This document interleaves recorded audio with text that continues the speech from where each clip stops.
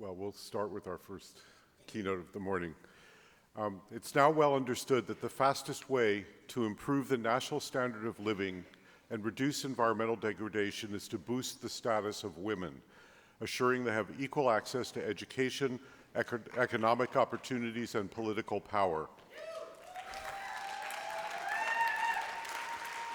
Despite major gains for women in some parts of the world, gender equity remains a distant horizon.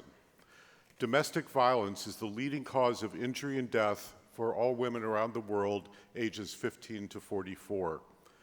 Men have higher death rates than women for all 15 leading causes of death. Lesbian, gay, bisexual, and transgender people are the most likely targets of hate crimes in America, surpassing both African Americans and Jews now. Gender stereotypes trump race stereotypes in every single social science test, says social scientist Alice Eagley. As the zeitgeist of gender equity and women's leadership is surging with a power and vitality not seen since the 60s, it's provoking savage blowback. As Peter Beinart has reported, Hillary Clinton's candidacy is sparking the backlash that decades of social science research would predict.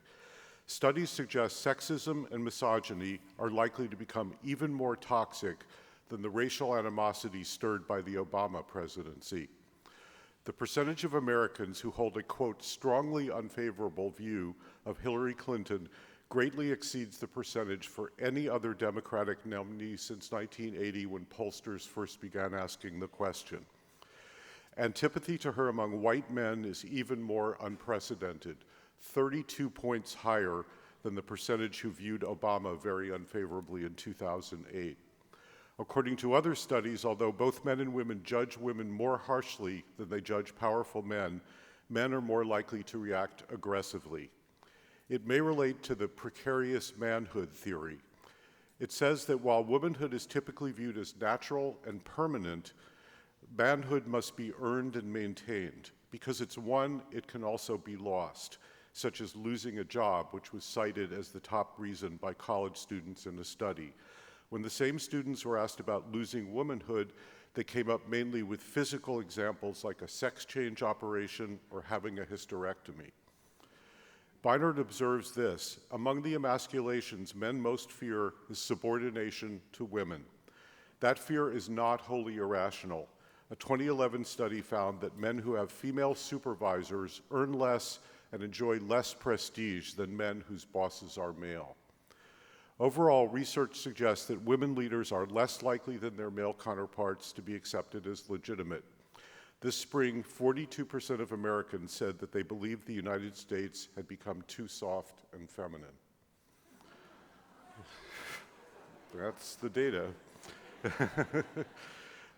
Only by healing this gender wound will we be able to successfully address our ecological and social crises, which is why the work of Will Keepin and Cynthia Brix is so singularly important. Their groundbreaking group, Gender Equity and Reconciliation International, offers a powerful process to help us heal the gender wound. Will and Cynthia have developed the work for a quarter century in 9 countries on 5 continents. It reached the federal level in South Africa in collaboration with the Desmond and Leah Tutu Legacy Foundation, building on South Africa's racial truth and reconciliation framework. Will began his career as a mathematical physicist while pursuing a very deep interest in transpersonal psychology and meditation. In the 1980s, he turned his efforts toward global warming.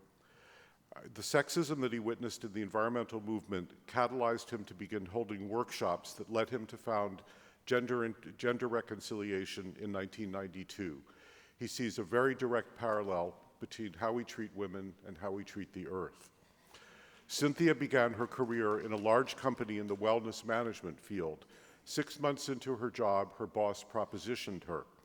After repeatedly rejecting his advances, she felt compelled to register a complaint. She lost her job. She joined Will at GRI 16 years ago. She's an interfaith minister, a longtime meditation practitioner, and a co-founder of the Women's Spiritual Mastery Project. Please join me in a very warm welcome for these great healers and reconcilers, Will Keepin and Cynthia Brix.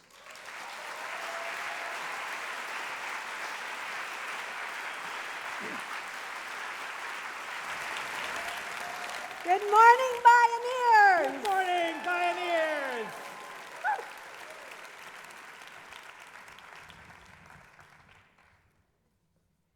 So it is Sunday after all, so let's take a moment of silent prayer.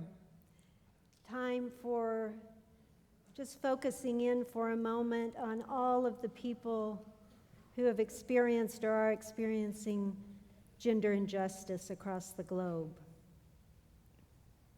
May they be safe and protected inwardly and outwardly. May they find healing. Thank you. I'd like to begin by dropping you right into the middle of one of these programs that we call Gender Equity and Reconciliation. This was a few years ago, and one of the men said, "I don't know how to be a man anymore." And he was traumatized, and he was shaking, because he had just heard the story of one of the female-identified participants tell her story of a horrific rape that had happened a few months earlier. And she had come to this workshop in order to heal and prepare to face her rapist in court a month later. The men sat frozen in their chairs, and many of the women wept. None had heard a rape story told in such a direct and shattering way. We reflected back to the man, "You don't know how to be a man anymore because you have taken the pain of Rebecca," that was her name, "into your own heart. And now you are carrying part of that pain with you. And that is why you're feeling traumatized, as we all do." And we were able to help him see that by carrying that pain, it was transforming him and his whole consciousness as a man. And this is one of the keys of this work, that when we feel the pain of the other as our own pain, then there's a bridge across the hearts, and that transforms us.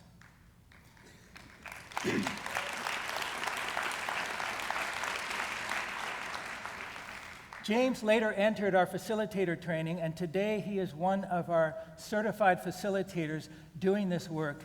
And James is a transformed man who transforms others.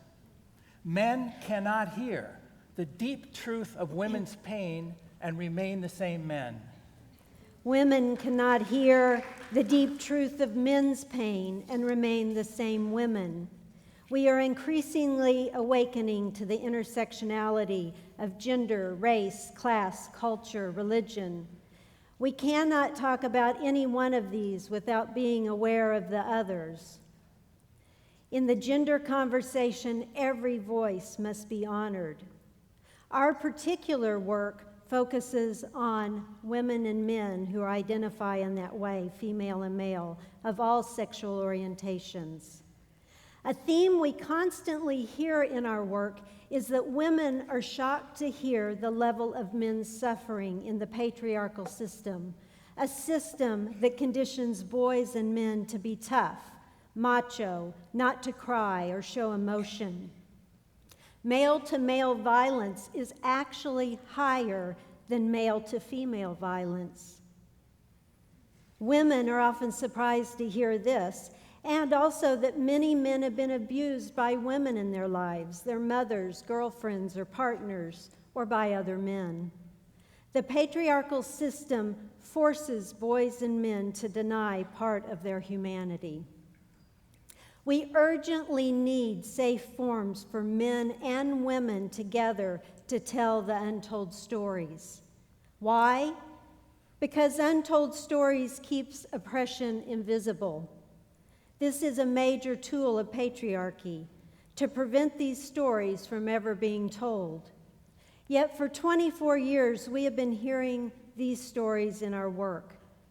But this depth of truth and conversation is taboo in every major institution of society. Patriarchy cannot withstand the power of truth. Therefore, it prohibits deep truth-telling everywhere. It is taboo in the government, the family, the church, temple, mosque, academia, and corporation, the military, and the mainstream media. The recent revelations of sexual assault and harassment in the current political campaign point to the vast magnitude and transformation that is still needed. We hope and pray that this may be the beginning of the true alchemical healing process. We have plenty of compost to work with. This work began in the environmental movement. I'm a physicist, and in the 80s and 90s, I worked on sustainable energy solutions for abating global warming. In fact, it's been a real joy and privilege to reconnect here at Bioneers with some of my colleagues from way back when. Here is a short C-SPAN video from testimony I gave in Congress on global warming in 1988. The United States energy system now resembles a leaky bathtub, that it costs no more to build an efficient office building than an inefficient one. And yet, if we adopted these improvements now, then in 50 years' time, we will have displaced 85 power plants and the equivalent of 2 Alaskan oil pipelines. The rooms will be just as warm, the lights just as bright, and the beers just as cold.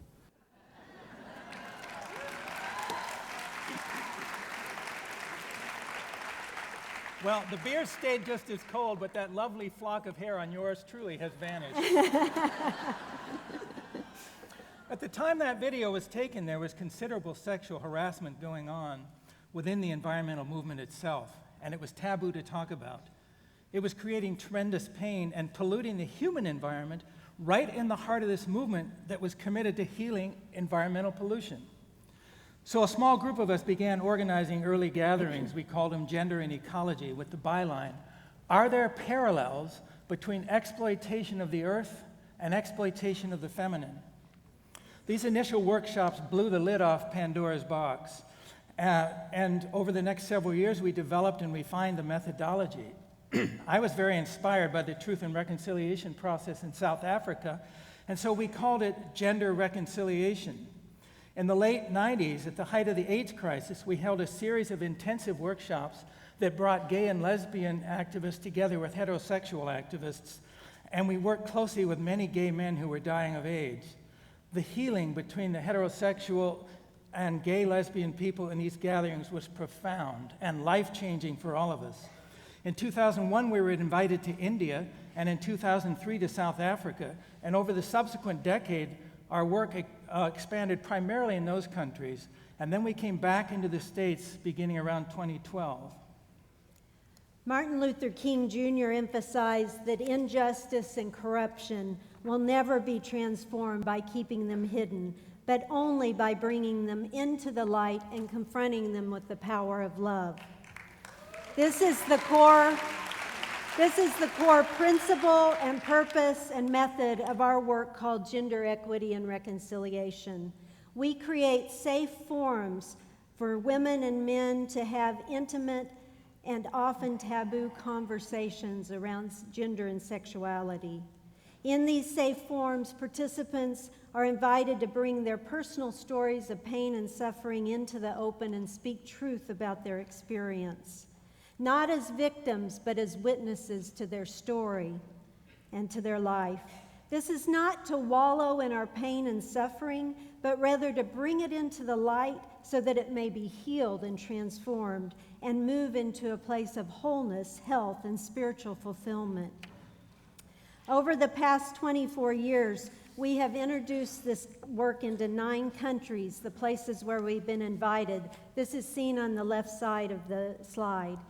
We are currently conducting 3 simultaneous professional trainings in the US, South Africa, and India, and we've been invited to 12 more countries on the right side.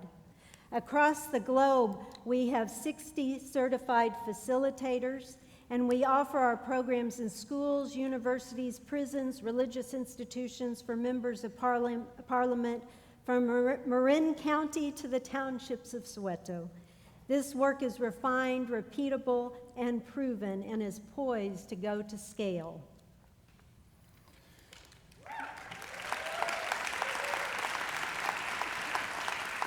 D.H. Lawrence said the future of humanity will be decided not by relations between nations, but relations between women and men. Nowadays, of course, we expand this beyond the binary to include relations between the full spectrum of gender identities. This statement by Lawrence is validated by research of Valerie Hudson and her colleagues, who have shown that nations with greater gender inequality are more likely to engage in warfare. And the best predictor of a nation's peacefulness is not its level of wealth or democracy or what its religion is, but its level of violence against women. I'd like to share a story about Elena, who came to our workshop. Elena had kept her story a secret for decades. In the workshop, she gingerly began to share, first in the women's forum and then in the cross-gender truth forum with the men in silent witness. Elena's husband beat her and her children regularly. Her husband would dangle the babies over the banister upstairs and threaten to drop them below as Elena would be ready to catch them. At one point, her husband moved his mistress into the home and into Elena's bedroom. Elena and the children were forced to sleep in the bathroom. After sharing her story, Elena felt so free and liberated, and especially having the men bear witness. We saw Elena a week after the workshop, and she came running up to us. She said, "After the workshop, I went to my husband's grave, and I was able to forgive him for everything he had done to us. And then I knew where his mistress lived. I hadn't seen her in over 20 years. She opened the door and invited me in, and she was in a wheelchair, and she said, 'Elena, I think I'm in this wheelchair for all the cruel things I did to you and your children.' They talked, and Elena was able to forgive her too." One essential aspect of our work is that on the final day of each workshop, honoring ceremonies are held. The men create a ceremony to honor the women and the feminine, and the women create a ceremony to honor the men and the masculine. Of course, an intensive workshop is only the beginning toward healing the thousands of years of oppression, violence, and disharmony. But it's essential for the participants to go through this and to honor and celebrate and consecrate the work they have begun. In this workshop that Elena attended, the men escorted the women into the room, and in front of us was a large structure of chairs reaching to the ceiling. The men announced that this represented the patriarchy, and they proclaimed their commitment to dismantle this oppressive system. Then each of the men reached down and pulled out the leg of the chair, and the whole thing came crashing down. The women just sat there in silence and gasped for air. Then the men came up and gently invited the washing and gentle massage of the women's hands. Many of these women had never felt the safe touch of a man before. The women sat for several moments just feeling the tenderness and the awe of what was just being offered. Then they offered an equally powerful honoring ceremony for the men. At the end, each participant declared their personal commitment toward gender reconciliation. Just recently, a 3-year research project was launched at 2 South African universities on our methodology. It was spearheaded by Professor Phumla Gobodo-Madikizela, a world-renowned specialist on trauma and forgiveness. A cohort of 28 students participated in 2 of these intensive workshops, and they had monthly follow-up sessions. Everything was recorded, and this data was meticulously analyzed. Preliminary results were presented at a conference in New York this past July. And what they found was that this work, the hegemonic masculinities were significantly deconstructed among the men. The gender relations and ideologies between the men and women were significantly transformed. And they reported this latter result as something new, not seen before in either feminist research or masculinities research. And the researchers were also able to pinpoint the precise moments and dynamics of the transformation of consciousness, or as Phumla put it, the transformation of unconsciousness.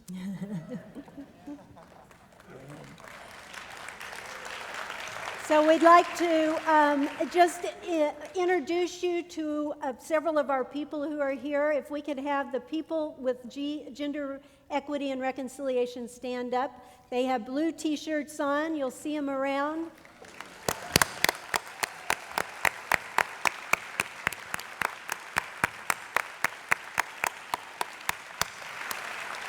Look for them. They'll be outside giving more information. We have a breakout today, and you can meet all of them and hear more. And part of our major task now is to train the next generation of leaders in this work. And we're very fortunate to have with us one of our lead facilitators and trainers from South Africa today. And she's going to just give a very brief summary of the work in South Africa. This is Zanele Kumalo.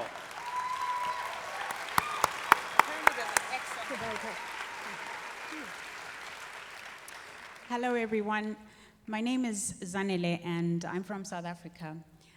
Many of you know that South Africa is very well known for the Truth and Reconciliation Commission, Nelson Mandela, Archbishop Desmond Tutu, and maybe even in a negative way, the HIV/AIDS pandemic that ravaged the country several years ago.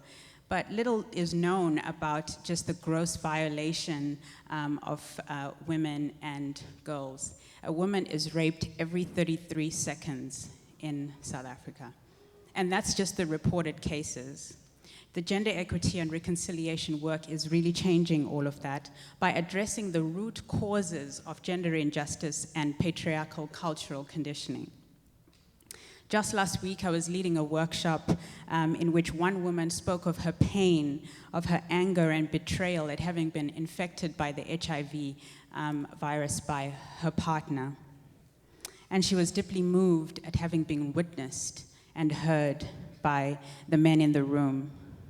Another young man, was able to articulate the connection between being part of a gang at the age of 15 and the anger and pain he carried that stemmed from an absent father. Toward the end, the women and men honored each other beautifully.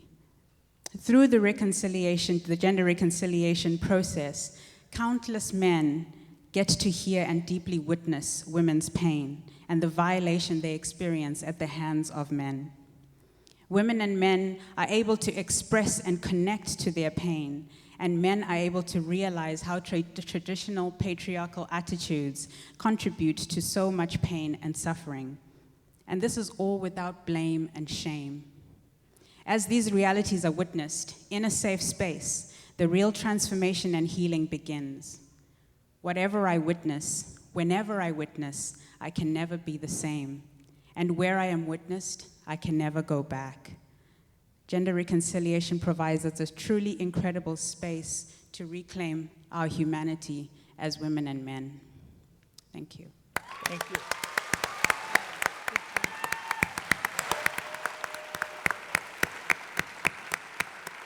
Will and I are the grandparents of this project.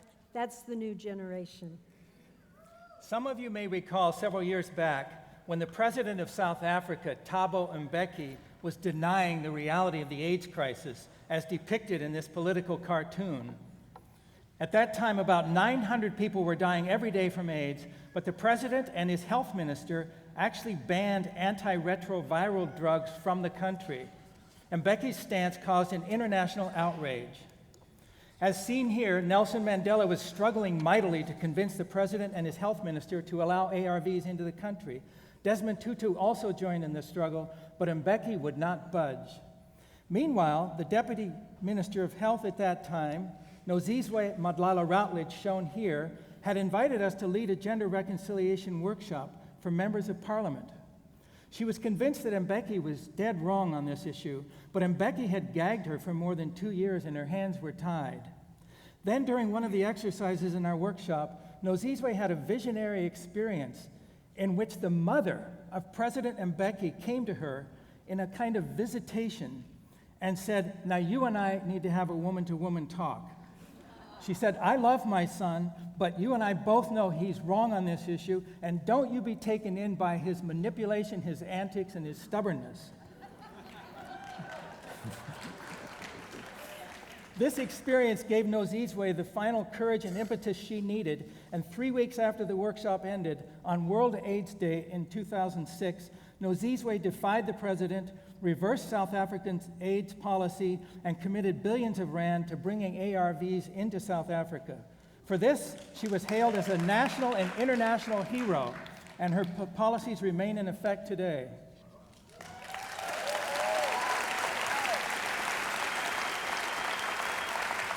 So what have we learned in doing this work for 24 years? Patriarchy is thousands of years old, but only a few days deep. In our workshops of 3 to 5 days, we consistently witness profound healing and transformation of women and men. Together, we glimpse the experience or vision of the post-patriarchal society of gender harmony.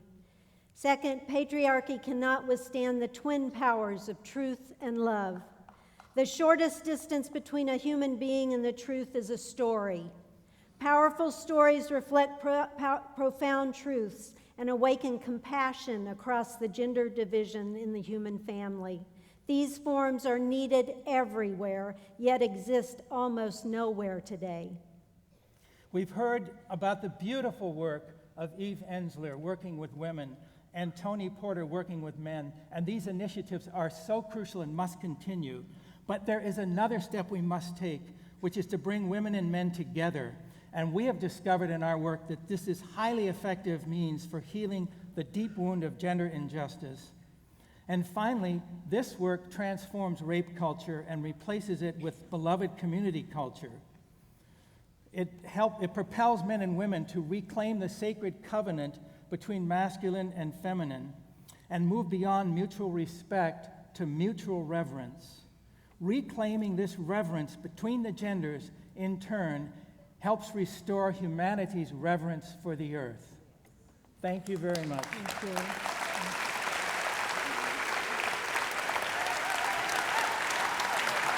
Okay. And we have a shirt for you.